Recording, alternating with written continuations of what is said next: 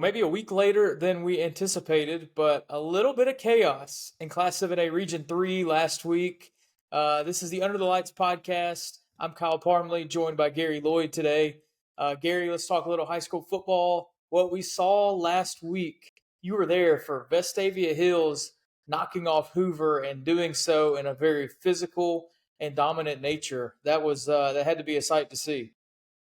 Yeah, I mean, you mentioned, finally getting to see a little bit of chaos, but watching that game unfold and certainly talking to Coach Rob Evans after the game, I'm not sure this qualifies as chaos or a surprise or anything. I mean, historically, in recency kind of thing, sure, Hoover had won 8 straight over Vestavia Hills, but Vestavia was clearly the better team. Hoover's maybe going through some growing pains and, trying to figure out who goes where. Maybe they're young in places, that kind of thing. And maybe Vestavia learned a whole lot up front playing at Thompson, because the improvement from at Thompson to versus Hoover up front on both sides of the ball was night and day. I mean, they just whipped Hoover. And yeah, I mean, John Paul Head, the quarterback, he runs for more than 200 yards, 3 touchdowns. I finally got like the best video I've ever gotten with an iPhone on a sideline. I'm still getting DMs from services. Can we use your video? Like, it's going to be a week old soon, but go ahead. But I mean, just that even that video itself kind of encapsulated the night where he just bulldozes a guy into the end zone, and it was just they were not going to be denied. And they, like I said, they were just the better team by far. And the game 26-7, it felt worse than that. A 19-point win against Hoover at home you'll take that any day of the week, but it felt worse than that. So Vestavia certainly trending in a really, really good direction. Maybe looking for potentially to finish second in that region down the line. We'll see in about a month.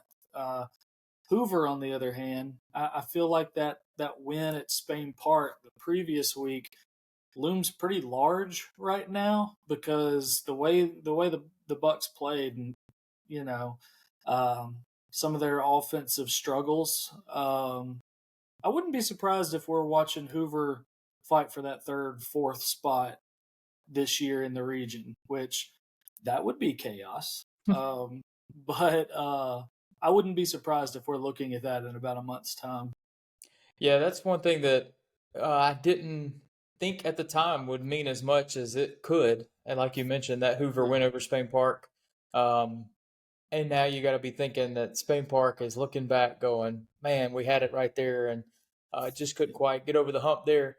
But this is one of those situations where it feels like, once a team that has worked so hard for so long to knock at the door of its rival.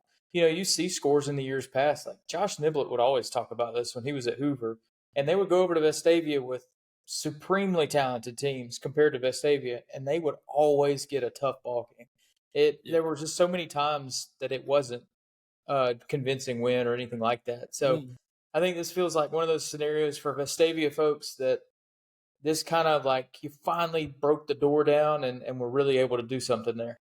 Yeah, and talking to Coach Evans after the game, he's one of our best interviews that we ever get, post game. He's just great after a game, win, loss, draw, doesn't matter. He's just great to talk to. But he said we were the better team, and he said we kind of felt that way coming in, and we expected this, and he kind of said it in a ho hum kind of way, but like there was not an ounce of that seeming arrogant or pompous or anything like that. I mean, it's Hoover, it's a school he's coached at, and you could just tell, like, from whatever he had seen either in person, on film, that kind of thing, he knew just even objectively that he was like, we're the better team, and all we need to do is go do what we do, execute, and we're going to take care of business. And that's so weird to be saying that about any opponent of Hoover. So they're just going through some growing pains over there in Hoover right now, and I mean they've still got so much talent, you know. So it's not. I'm certainly not saying, hey, Hoover might pack it in. They might miss the playoffs. You know, this is what their first 1-3 start since the mid '90s. I'm certainly not saying they're going to struggle that much, but I'd still be scared of them if I'm playing them on a Friday night. I'd be weary of all that talent. But this does feel like a little bit of a different level Hoover team this year, at least so far. Yeah, that win didn't feel like a fluke. We'll be joined a little bit later on here in the show about or with Evans and quarterback John Paul Head. So look forward to hearing from them. Let's move on to the next game, the game that I was at.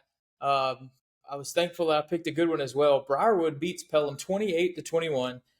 This is a game that I was kind of concerned about going in with as good as Pelham's looked so far, and as much as Briarwood had kind of struggled to start figuring things out in the first couple of games of the year. But this was a fantastic football game. Uh, Pelham was up at halftime, and funny moment. Coach Matthew Forster walks out onto the field to start the third quarter, and I just kind of looked at him and I said, do you want any advice? And he was like, sure, what you got? And I said, well, you might want to cover number two. Number two, Cortez Tolbert just beat him deep twice in the first half. Um, and I'm quite certain that, my little input had nothing to do with the second half. But Briarwood shut Pelham down in the second half. They hold him scoreless. The defensive line really took over that game for Briarwood. It was really impressive. Those guys up front really got it done. But to me, it just felt like an old-fashioned Briarwood football game. That's what all the coaches were saying after the game. There was a lot of intrigue, halftime adjustments. The crowd was into it, and it came down to the wire. The last quarter was really intense. So big win for Briarwood, especially over a Pelham team that looks like a playoff-bound team as well.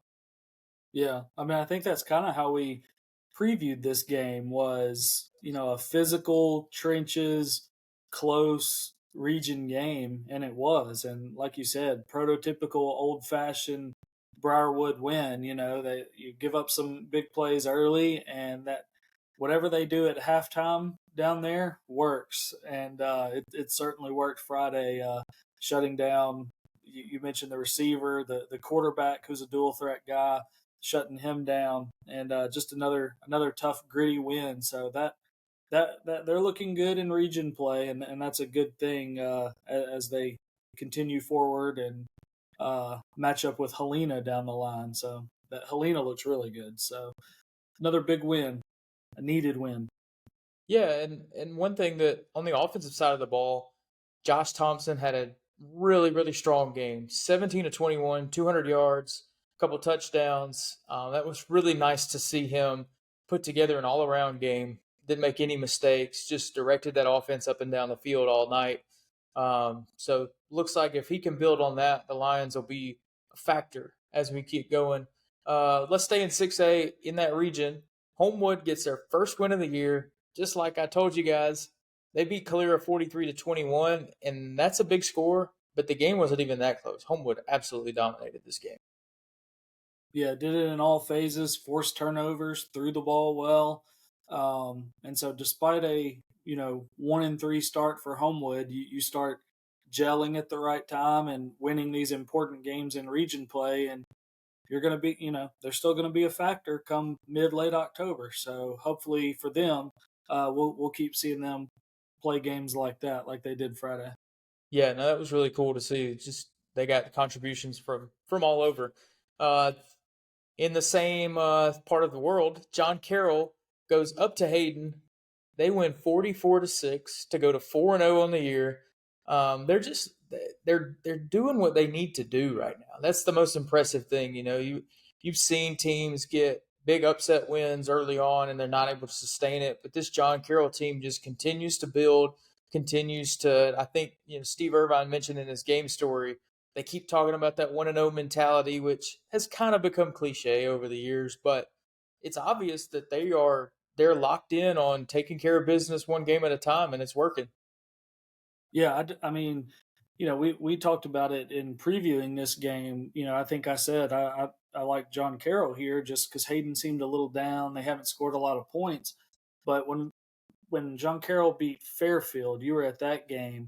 I talked more about the defense needing to maybe lock in a little bit, don't give up big plays, that kind of thing. Well, they go on the road and hold Hayden to 6, so mission accomplished. And they're still 42 points a game so far through 4 games. I mean, they're playing incredibly well, and they've got another big opportunity this week to keep it going on what we'll talk about in a minute. Will be a special night. So big kudos to John Carroll keeping this thing going, because hey, they're still the story for us, I think. Yeah. So we'll see how long they can keep a 0 on the right side of that win-loss column. Yeah, I think you're right. Another game I want to touch on. Mountain Brook beats Woodlawn 51-0. That's back-to-back shutouts for Mountain Brook to start region play, and they were going to beat Woodlawn. But a couple notes from this game: no matter who you're playing, to score 5 rushing touchdowns in the first quarter is really dang impressive. Cole Gamble and Jack King, I think for the night, they combined for 7 carries, Gary. That's all they needed. They scored 5 touchdowns among those 7 carries. I mean, that's efficiency at its finest. Decent. Yeah, it's not bad. But then the other part, Woodlawn, it was cool to get over to see their brand new stadium. You've driven by it in years past, maybe been over there in years past, and it's just been a grass practice field that's not exactly level, but they've transformed it. It looks great. I'm happy for them to be able to have a venue like that. Yeah, that is cool. So, yeah, and on Mountain Brook, just you knew it would happen. Too much talent, too much depth, and wouldn't be surprised if they get another shutout this week. Yeah, I'm with you there. All right, let's wrap up some scores from around our teams for the rest of the week. Thompson beats Spain Park 55-14. The Jags trying to get healthy. Chelsea gets past Oak Mountain 21-13. That's just a tough county rivalry game there. It's really cool. And then Hewitt Trussville beats T County 42-7. It was 42-0 at the half. The Huskies rolled, and Clay Chalkville blows out Pinson Valley 41-0. So that's the 4th week of games. And then one more thing, let's talk to a couple of the Vestavia guys now. All right, joined now by Vestavia Hills head coach Robert Evans. Coach coming off a big win over Hoover. What's it like, getting a big win over a rival like that? Well, enjoyed it for all of about 8 hours, and that's kind of the general rule of thumb. Like, win or lose, you kind of feel sorry for yourself until every Saturday morning I get up at 7 a.m., take a shower, have a devotion, and then start on the next opponent. And, we actually probably start 3 or 4 days before that Saturday. We try to get a 10 or 11-day breakdown on the next opponent. And it's been pretty obvious watching Spain Park that it's going to be a significant challenge for us because they've got a lot of skill. They've got, I think, 7 or 8 guys on their roster with Division I offers. So they're a talented team, and I've told many people I really think they're the most improved team in our region year over year. And I don't say that because we're playing it. I mean, the tape kind of speaks for itself. But no, I enjoyed it Friday night. Obviously, your family, and then really kind of had to shut my phone off on Saturday because there's so many people from across the country with Vestavia connections that weren't just happy that we won. They were proud of the way we played with the kind of physical nature, and that means something to me because obviously you want to win, but you also want to honor the people that have come before you. And this place has prided itself on tradition and toughness through the years. And, we stayed true to our roots and we're able to pick up a win. And anytime you can beat Hoover, it's a big deal here. Yeah, and one of the most telling stats when it comes to physical nature, toughness, all that is rushing yards. And you guys piled up 340 of them, I believe. So, what was that? I mean, you've talked about your quarterback, John Paul Head, not running him as much and wait and saving some of those hits for big games, but he goes over 30 times and has a huge night. And even William Tonsberger gets over 100 yards himself. Well, you don't ever know going into a game, and yeah, in theory, we'd say we don't want to run JP over 20 times, but you get into a game, and that's the most success we're having, and they're not really stopping it. So we'd be crazy to not do it. And the kid wants the ball, and you want guys like JP in those situations, those critical games. In all of these games, there's 5 teams in our region that I think are top 10 teams in the state are death matches. They all are. And we've been through 2 of them. We're going to go through another one Friday night where it's going to be a physical game, and they're fighting for their playoff lives, and we're fighting for our playoff lives too, because there's scenarios out there where if Spain Park beats us, you got a bunch of tiebreakers down the road, and who knows. So the ball's in our court, just like it's in their court. They can control their future with a win. We can control our future with a win. So it's no different this week. But JP got into the game the other night and was just rolling. And we said, let's keep going until it's out of hand or until we have complete control. And we didn't plan on that, obviously, going to a game, but when you get into it and you're rolling offensively, you don't get away from it just to be cute and say we're going to limit his touches. Sure. Well, how tough was the week between? I mean, the Thompson game doesn't go the way you hoped it would. So how difficult or easy was it to kind of bring him back to center and get ready for another big game? Yeah, but that's the life of this region. I mean, we got 3 in a row right off the bat, and we're playing 3 of the 4 best teams in our region right off the bat. And I really, truly believe that. I think Spain Park is I think Hoover and Spain Park are both 1 seeds in the North region and 1 seeds in the South region. I think we're the same. I think we're a 1 seed up north or a 1 seed in the South, not the Auburn region, but the other one.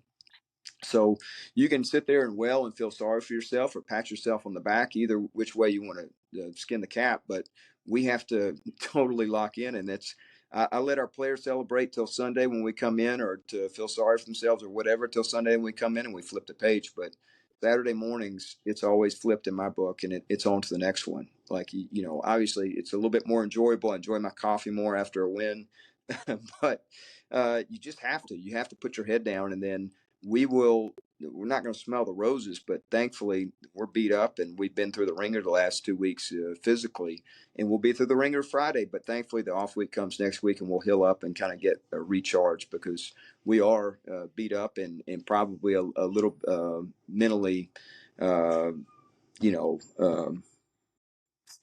stale, but just on, you go through these emotional games. There's Bobby Bowden used to say you can only really, he always thought you can only get up for 4 or 5 games emotionally a year. And I think that's about right. And we've had Mountain Brook was an emotional game. Thompson was an emotional game. Hoover's an emotional game. And so this is 4 and 5 weeks where, we got to strap it on and be ready to go. Yeah, and you mentioned coming up this week, you've got a Spain Park team that they gave Hoover all they wanted a couple weeks ago, and without some big injuries, who knows how that game turns out, and they still have a lot of guys out last week, but I assume you feel like you're going to get their best shot this week. No, there's no question. They held a bunch of guys. They'll be fresh. They'll be rested. They'll have all their guys back, and they pop off the tape. When you watch their first 2 games against Calera and Briarwood, they're doing good things schematically. I think Tim and his staff, again, I think they're dramatically improved, and they've got really talented. I think of all the young quarterbacks that are playing well in our region, I think they have the best one of the freshman and sophomore quarterbacks. I truly believe that. He's a runner, he's a thrower, he's a competitor, and then they've got 2 Division I receivers. They've probably got 1 or 2 Division I backs, and then obviously Jared, the defensive end, reminds me a lot of Jordan. Makes plays all over the field. Their 3 technique is underrated, I think. Is a kind of a so they've got 7 or 8 Division I kids. And they're a talented roster, and they're well coached, and they play hard. So, and their life's on the line. So, like, we would have to be the stupidest team in America to pat ourselves on the back this week and think that we're going to just show up and win a game. That just doesn't happen. I think expectations are earned. We've earned the expectations to be favored in the game. And for most people say, oh, yeah, Vestavia, but I don't buy the hype that we're some great team. I really don't. Like, we're not even close to being in the playoffs, and every week in this region is a different fight. Yeah. Tell me a little bit about team as a whole. Where have you seen the most improvement to this point, and what are some of those things that you still want to see grown upon as we go here the second half of the year? Yeah, coming into the season, I'd say our biggest cause for concern was basically up front on both sides of the line because we're a little bit undersized. And, the thing that I was most proud of, now Thompson won fair and square. They beat us at the point of attack 2 weeks ago, and there's no shame in that. They do that to most people, and I wish we could have been a little bit more effective running the ball. And we played decent defensively, but just could not sustain or get explosive plays in their offense against their defense as an offense. But I think the lines of scrimmage is where we're probably most improved through the first half of the season. And then we've had some pleasant surprises from guys we didn't expect, but we're also going to have some guys step up because we're down several guys right now. And that's the life of this region. You don't make excuses. You just go next man up. And but obviously we knew JP, if he stayed healthy, he's going to have a big year, and he'll continue to have a big year. And Jordan has played above what even our expectation of him was going in. He has significantly improved, and he's got basically a season-long highlight reel through 4 games. And I hope if he stays healthy, I mean, he's going to have one of the best highlight tapes in the country. Sounds good. Well, hey, another big game for the Rebels this weekend, Friday night. They welcome Spain Park to town. So, Coach, we appreciate you joining us, and hopefully we'll have reason to talk to you again down the road. No doubt. Thank you for all you guys do. Appreciate it. Hey, we appreciate it. All right, today we are joined by Vestavia Hills quarterback John Paul Head. The Rebels coming off a big win over rival Hoover. JP, thanks for joining us today, man. What was that win like last weekend? It was awesome. I don't think we had beat them like my grade, like the 2024 senior class, since we were probably in 5th or 6th grade. So it felt good. I mean, they're usually at the top, and it felt amazing to finally knock them off. It's been 8 years, I think, 8 or 9 years is what they said. So it was awesome. Yeah.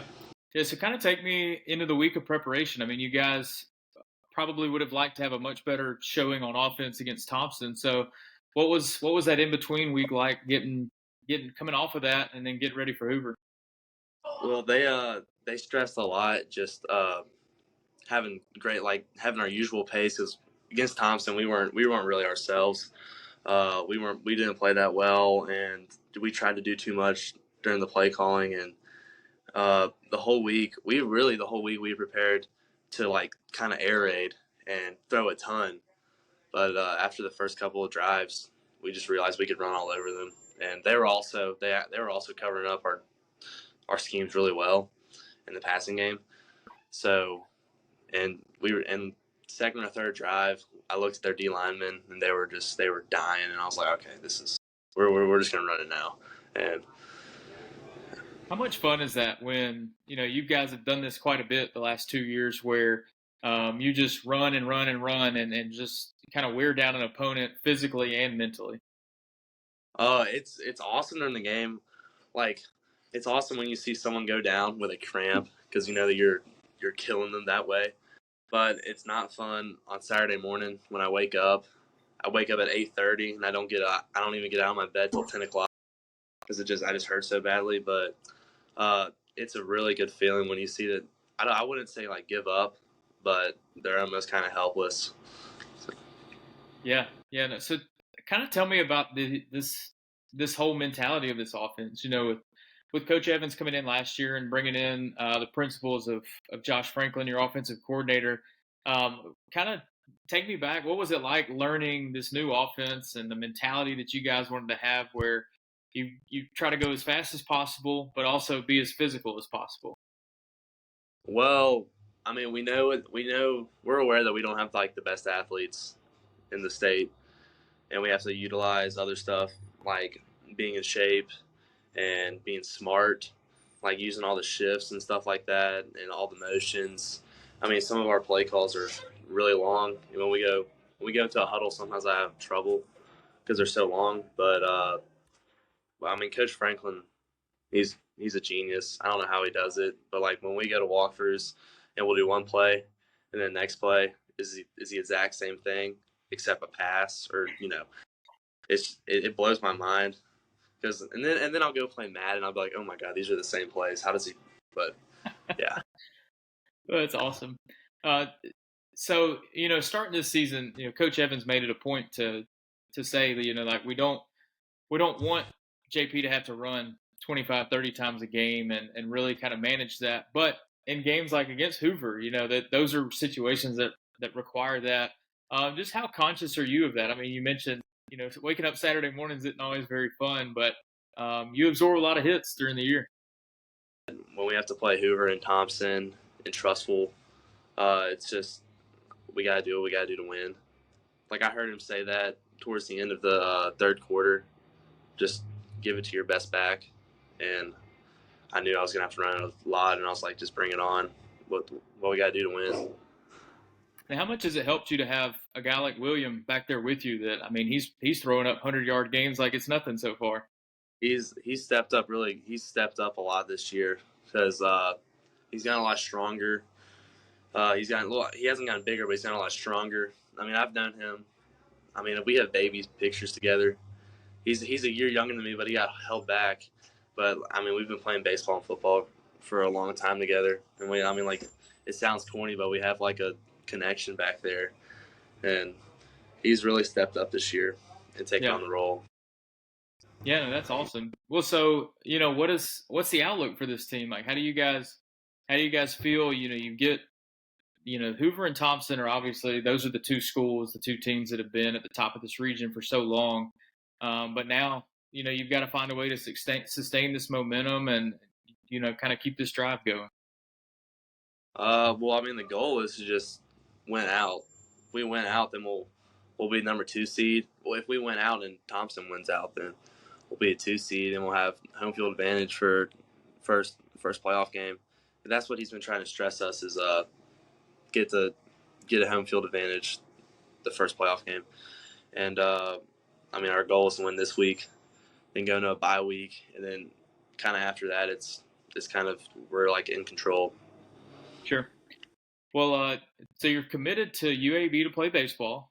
So, you've got one final season on the diamond coming up in the spring. So how much are you kind of like trying to make the most of this final football season for you?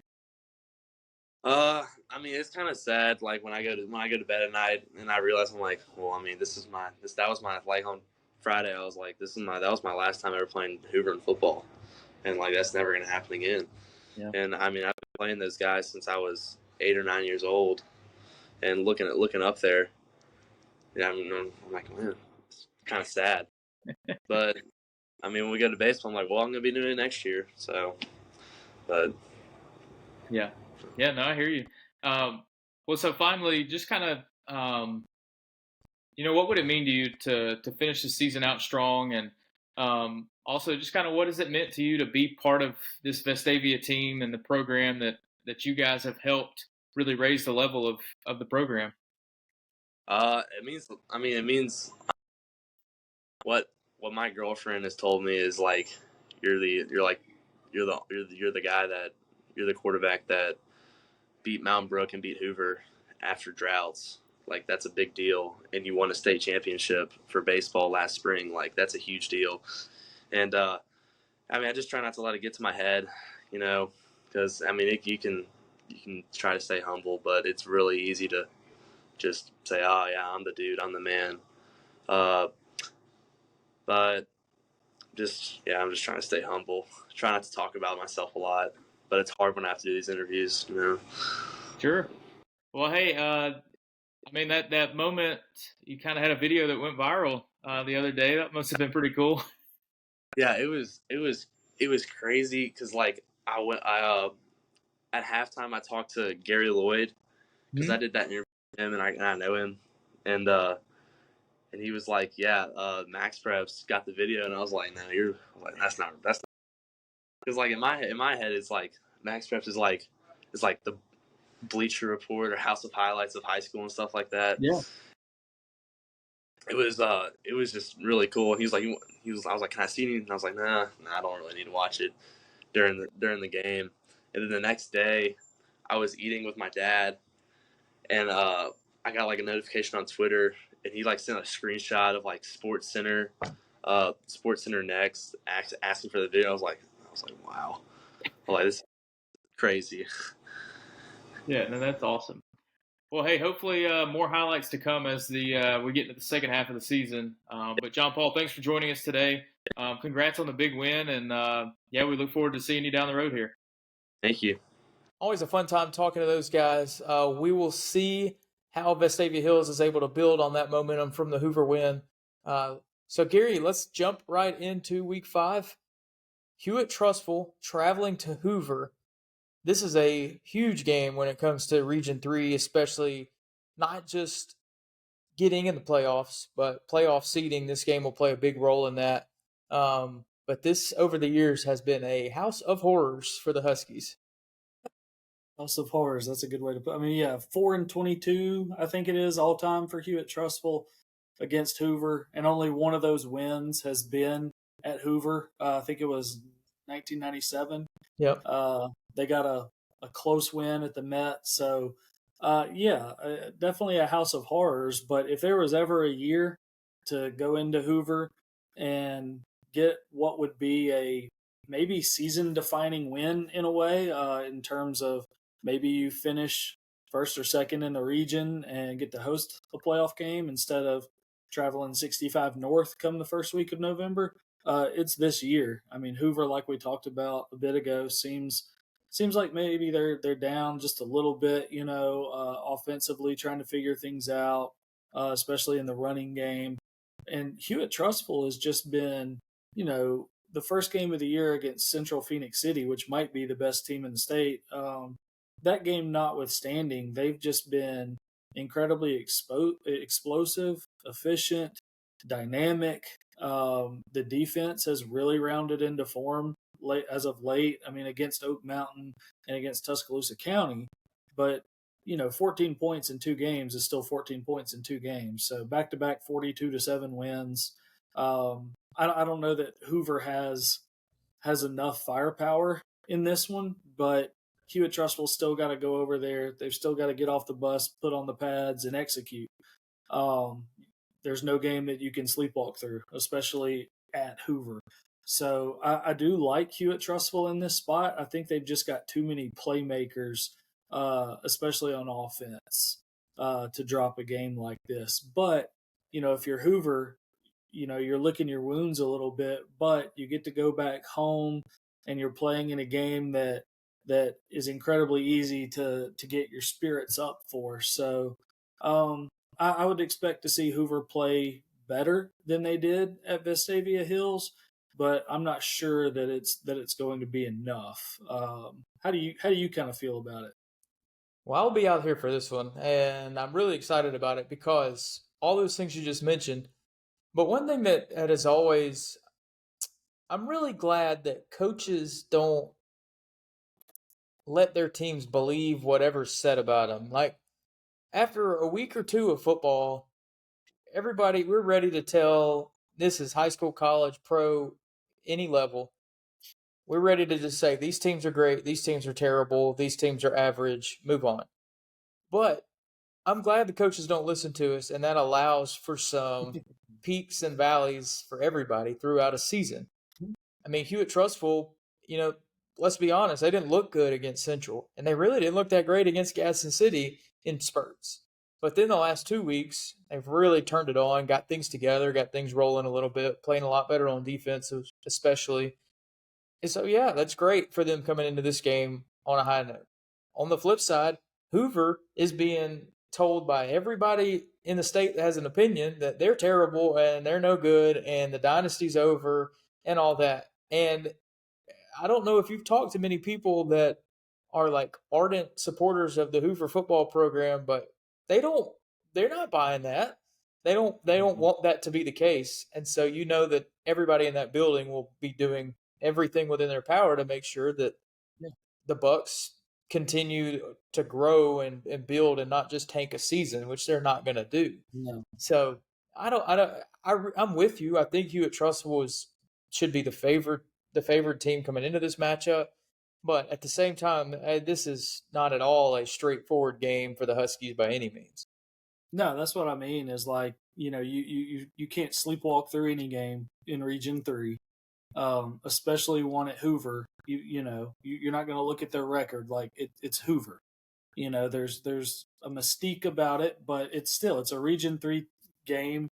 They've got incredible talent. They just maybe haven't put it all together just yet. And you're kind of waiting for the night when they do, because there's too much talent on that roster to stay down for long. You just hope, if you're their opponent, you hope it's not their night when you're playing them. So, Hewitt-Trussville certainly has its work cut out for them. I still like the Huskies for sure in this game, but I think this is still a Hoover team, absolutely, that you don't want to face on a Friday night where something clicks, because it could be over just like that. Yeah, 100%. Gary, let's talk about the game you're going to be at. John Carroll is hosting Carver in a region game, a game that will kind of be the end of the first half of their season, and then they get a bye week and they play the second half. However, the 5-0 start potentially is on the line if John Carroll comes out and takes care of business. But also, there's plenty of other stuff going on that they're celebrating a little bit, right? Yeah, so I'm glad I'm getting to go to this one. I don't know that I've covered a game before at John Carroll. Maybe I did once years ago. I've covered them before, but it's been a road game. So, they're honoring their 1973 state championship team, and I think a couple other state title teams from that year in other sports. So they're going to have a lot of alumni on the sideline. I think they've got a tent set up for them. They're going to honor them between the first and second quarter. I started looking back because 1973 is a bit beyond when I came to be, thankfully. And oh my gosh, this team goes undefeated and had 7 shutouts that year. They gave up like 37 points the entire season. Just an absolute dominant defense. And they get to the state title game, and everybody's expecting like a low scoring, who's going to win kind of thing. And John Carroll beats Andalusia 30-7. So that team was dominant. So they will be there Friday for this game against Carver. And if there's ever a time to really want to put on a show for the guys who came before you, it's this Friday. And not to mention that it is a key region game.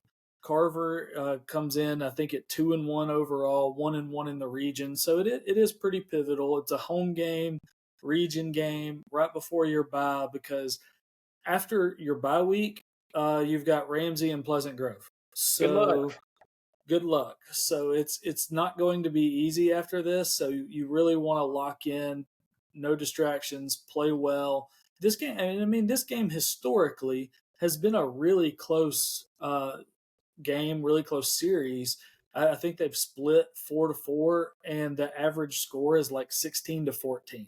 Like, it's been just a slog. I don't expect a slog Friday. I expect Carver to play tough defense, but I think John Carroll's got just a bit too much explosiveness on the offensive side.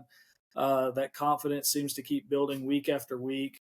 And that whole atmosphere, like we just talked about with them honoring 1973, I think it's going to be really juiced up. And I think John Carroll's going to move to 5-0. So the Cavs, I think, are going to keep rolling here. All right. Well, Gary's on the record saying he thinks John Carroll's going to win. I want to dive into one more game. Spain Park paying a visit to Vestavia Hills. Gary, we just heard from Robert Evans, and he talked about this Spain Park matchup. Spain Park, they got it handed to them last week against Thompson, but not many teams don't get it handed to them by Thompson. I think this is partly Spain Park Thompson's just the superior team at this stage, but also Spain Park is still a little beat up from that Hoover game, and Coach Evans believes that this Spain Park team is going to come in a lot healthier, a lot, kind of rejuvenated, ready to kind of get back on the horse after having to play Hoover and Thompson, just like Vestavia did to start region play. So this one is definitely interesting because Vestavia's got to get up and play well again after coming off a big win.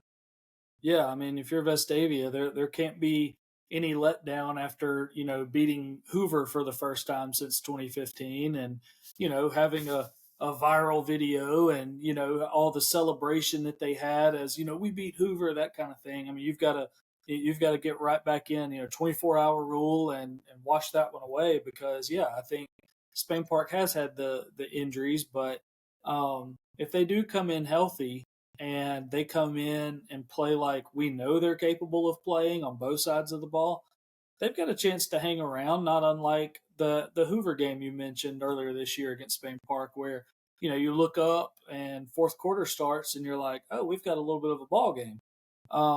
They need all their guys healthy for that, I think, but I wouldn't be surprised if all their guys are healthy and we are looking up at 12 minutes fourth quarter and we've got a one score game. Because if you're Spain Park, you can't go down 0-3 in the region. That starts to get into really, really tough territory. But if they do pull the upset, I think that's the beginning of the chaos you've so often talked about this year. Like, you'd have a lot of 1-2s and 2-1s, and I think it would get really, really interesting past Thompson at that point, and potentially Hewitt Trustful. So that's an intriguing one. I could also see Vestavia just running down the field and winning this thing going away, but I mean, that's why they play the game. Said it a million times, but that one has a lot of intrigue around it.